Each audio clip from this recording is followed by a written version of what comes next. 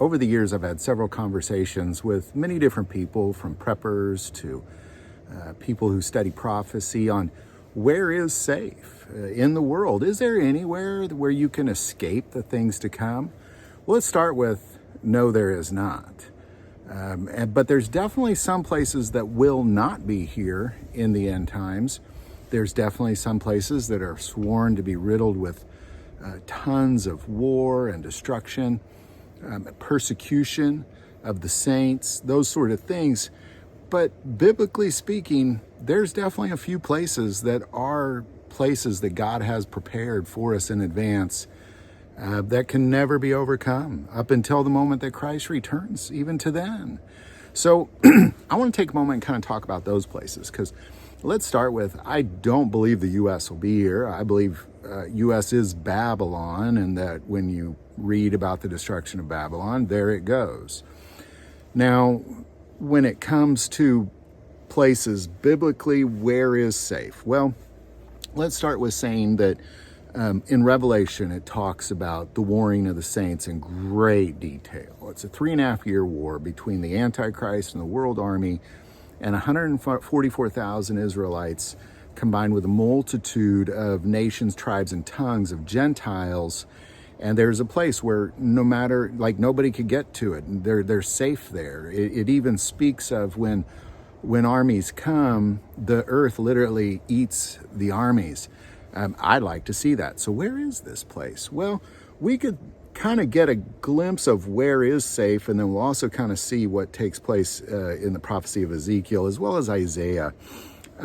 Let's start with when Christ returns and he sets his feet on the Mount of Olives. It splits into two to make a way east of Jerusalem for safe passage.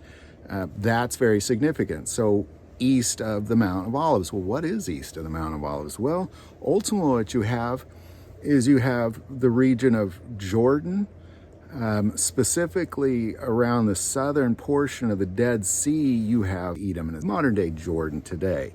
In Ezekiel 25:12, we see a proclamation against Edom, and it says, "Thus says the Lord God, because of what Edom did against the house of Judah by taking vengeance, and is greatly offended by avenging itself on them, therefore thus says the Lord God, I will stretch out my hand against Edom, cut off man and beast from it, and make it desolate. From Timon to Dan shall fall by the sword. I will lay my vengeance on Edom by the hand of my people Israel, that they may do to Edom according to my anger and according to my fury, and they shall know my vengeance, says the Lord."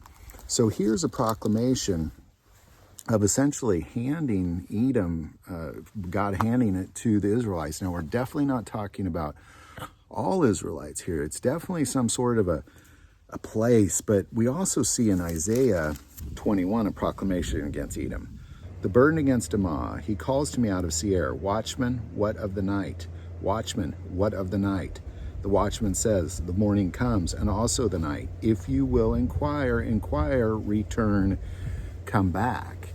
So ultimately what you have is you have three different prophecies about essentially east of Jerusalem, the Jordan area, specifically Moab in Isaiah and Ezekiel, is that east of Jerusalem at the Mount of Olives will split into two, and it'll make way to safety for the people of God.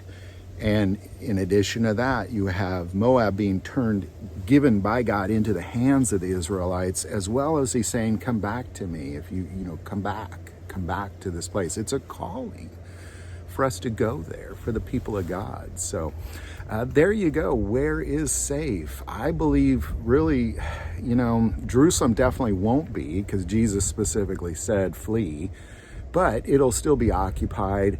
It'll definitely not be, it'll definitely not be taken away from the 144,000 Israelites, because it says specifically they will not be separated from it. They could easily come and go as they please from there. So they're obviously close to there. And I believe Moab is definitely, am I certain on this? No. But if we were looking at the end times right now, I would make my way somewhere around there, that's for sure, before Babylon gets destroyed. There you go. Any thoughts or insight? Definitely put that below.